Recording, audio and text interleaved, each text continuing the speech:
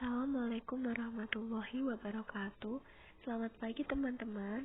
Perkenalkan, kami dari kelompok 7 akan membahas materi mengenai akuntansi istisna yang beranggotakan saya sendiri, Kipa Berta Ardiani Putri dengan NIM 63030200120 dan dua rekan saya yaitu Dia Nurwulandari dengan NIM 63020200117 dan Cynthia Kartikasari dengan NIM 63030200139.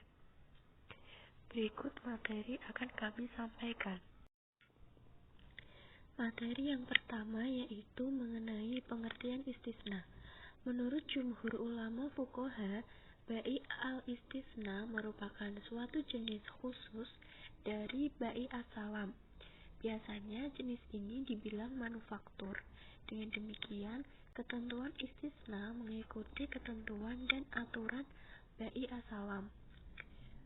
Menurut PSAK nomor 104, istisna merupakan akad jual beli dalam bentuk pesanan pembuatan barang tertentu dengan kriteria dan persyaratan tertentu yang disepakati antara pemesan atau pembeli yang disebut dengan mustasni. Transaksi istisna ini hukumnya boleh atau jawaz dan telah dilakukan oleh masyarakat muslim sejak awal masa tanpa ada pihak yang mengingkarinya.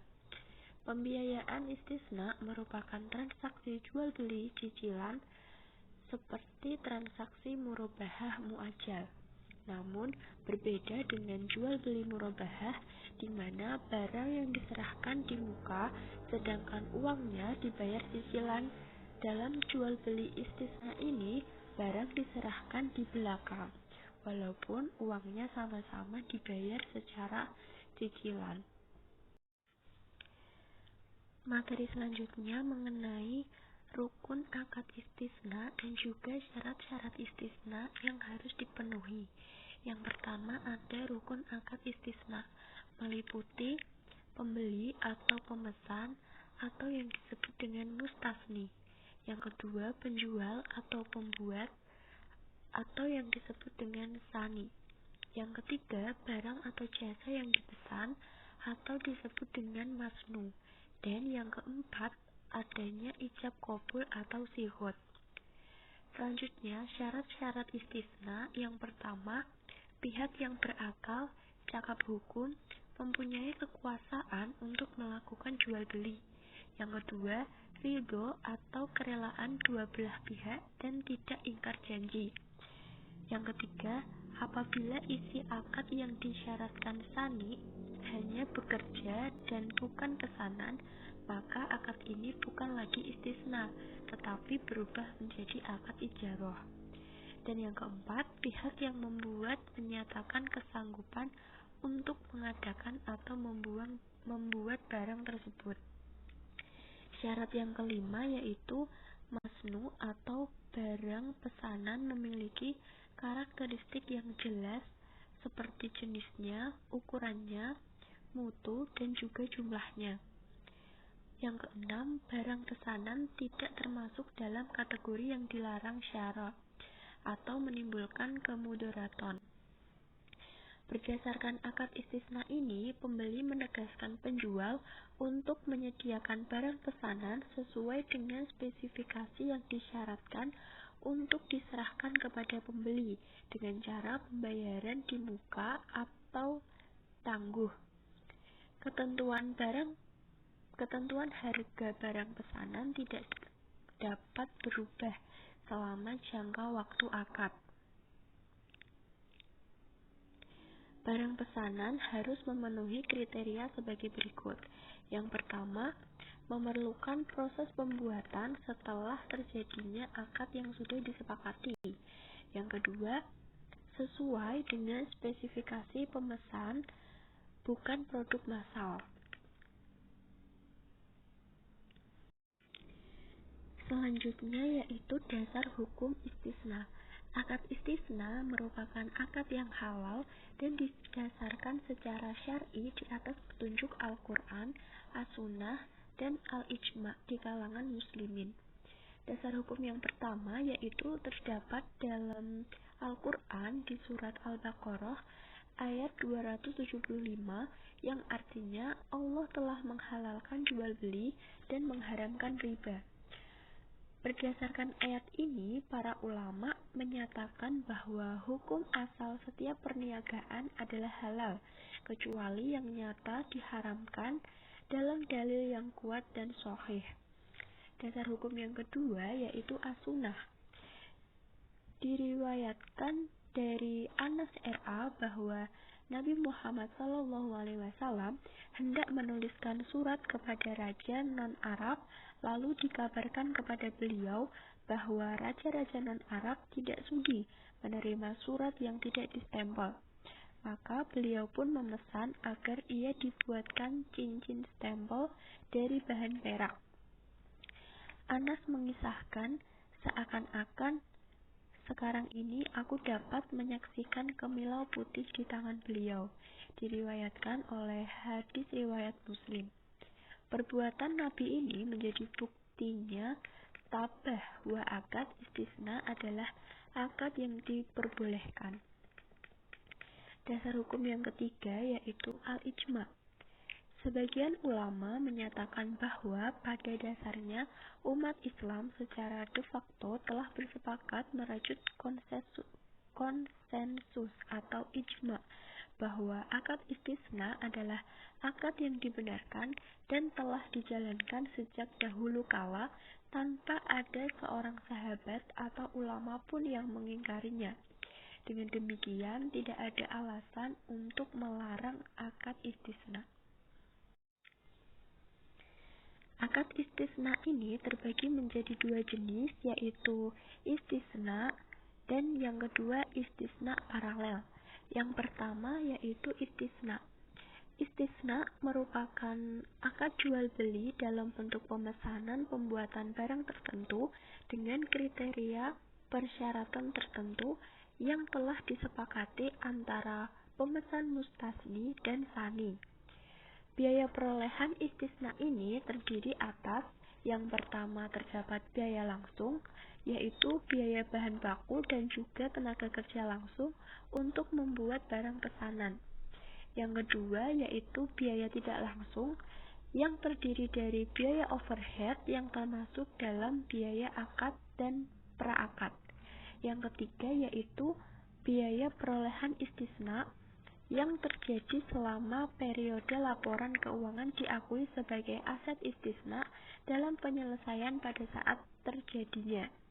Beban umum dan administrasi, beban penjualan, serta biaya riset dan pengembangan tidak termasuk ke dalam biaya istisna.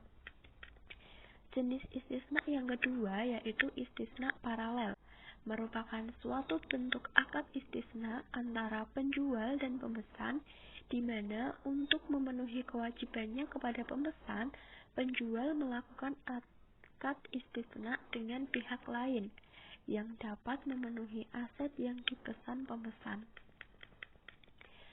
Syarat dari akad istisna paralel ini yang pertama, antara penjual dan juga pemesan tidak tergantung pada istisna kedua, yaitu antara penjual dan juga pemasok.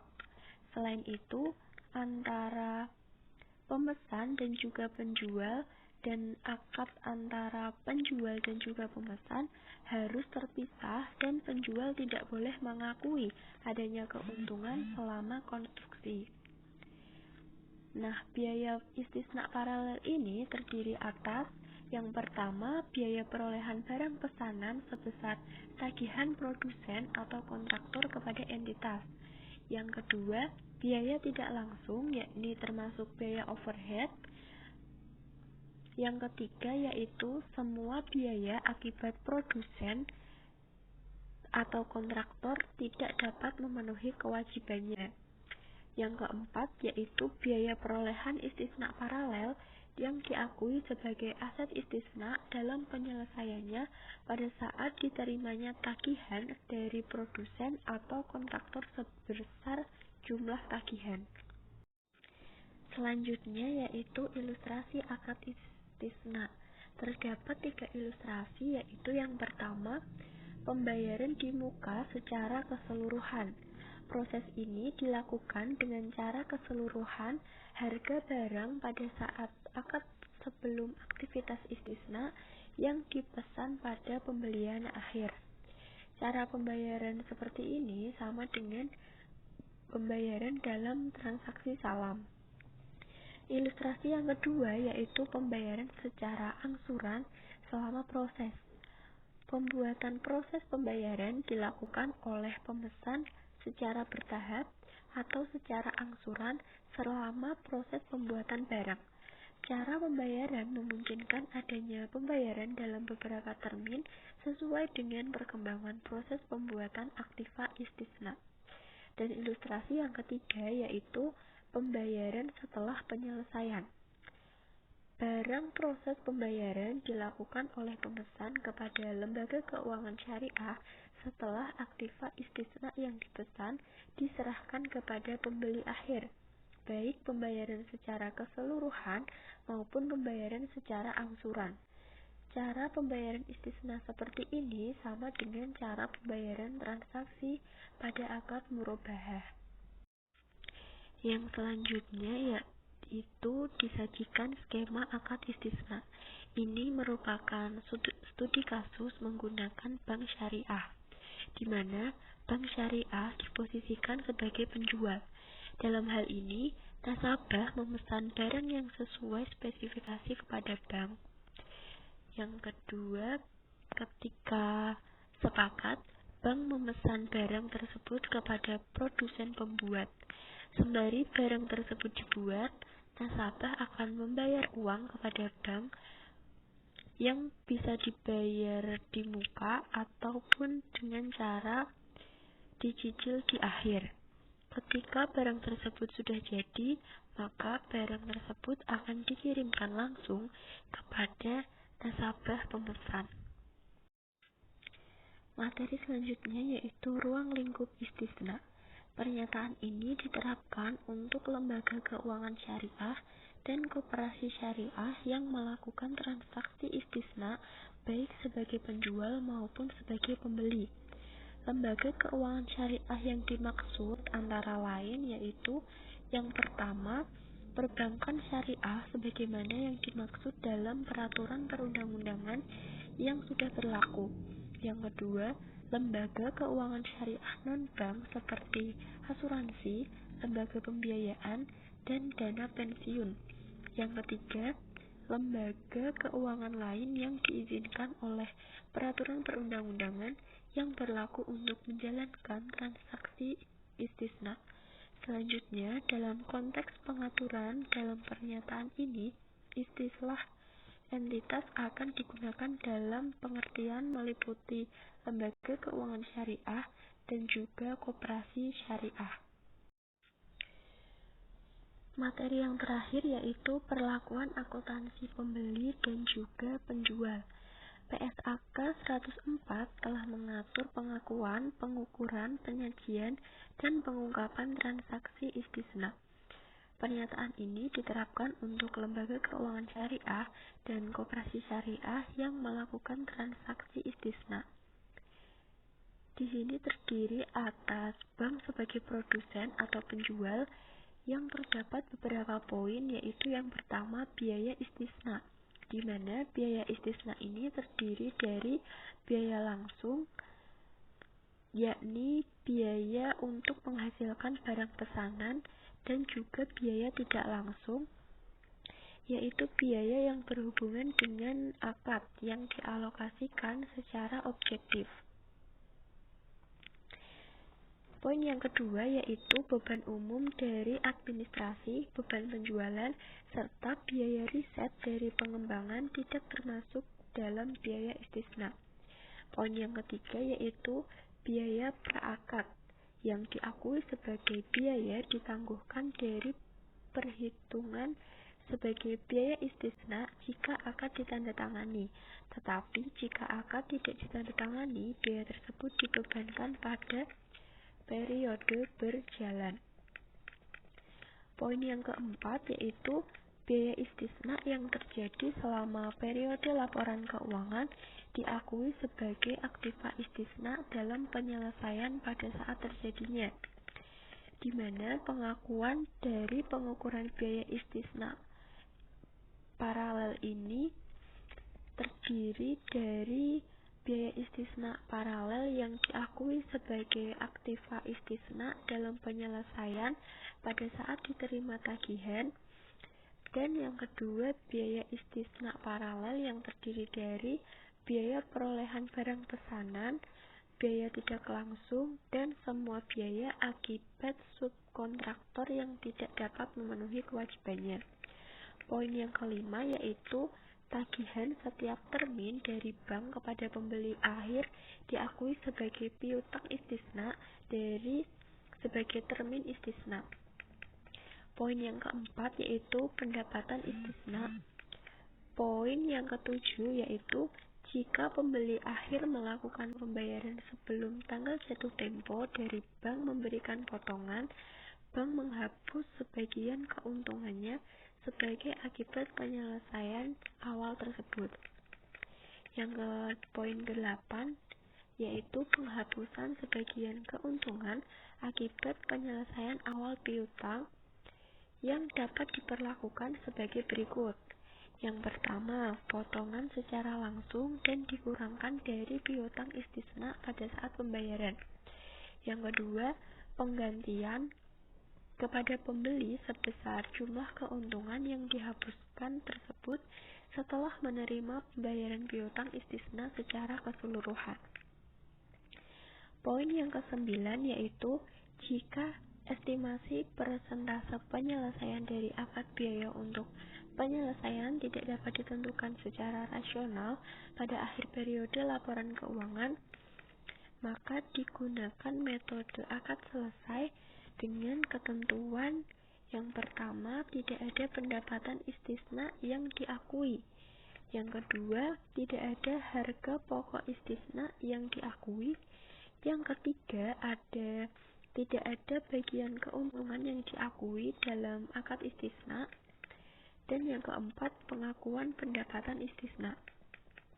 Poin yang ke-10 dalam bank sebagai produsen atau penjual ini adalah jika metode persentase penyelesaiannya digunakan, maka bagian nilai akad yang sebanding dengan pekerjaan yang telah diselesaikan dalam periode tersebut diakui sebagai pendapatan istisna pada periode yang bersangkutan. Yang kedua, bagian margin keuntungan istisna yang diakui selama periode pelaporan ditambahkan pada aktiva istisna dalam penyelesaian. Yang ketiga, pada akhir periode harga pokok istisna diakui sebesar biaya istisna yang telah dikeluarkan. Yang kedua, ada bank sebagai pembeli.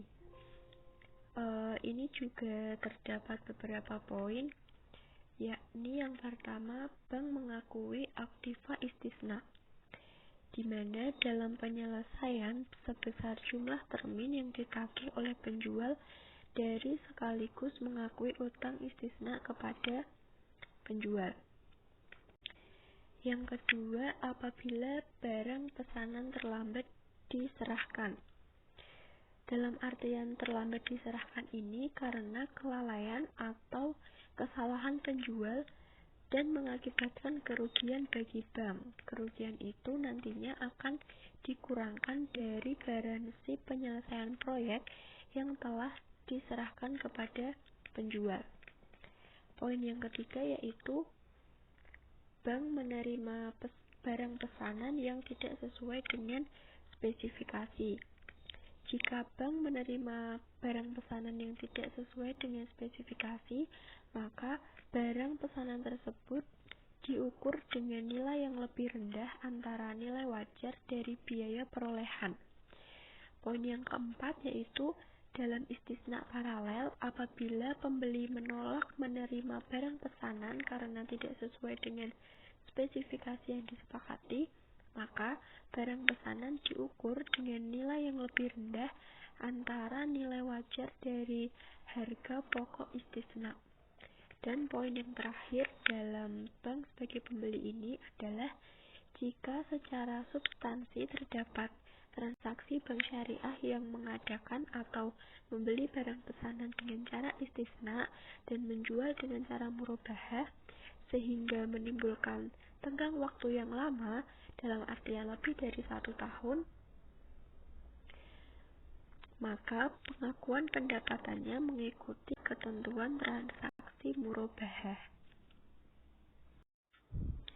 Baik teman-teman, itu merupakan materi dari akuntansi istisna yang sudah kami sampaikan. Semoga dapat bermanfaat dan terima kasih untuk partisipasinya. Kurang lebihnya mohon maaf. Wassalamualaikum warahmatullahi wabarakatuh.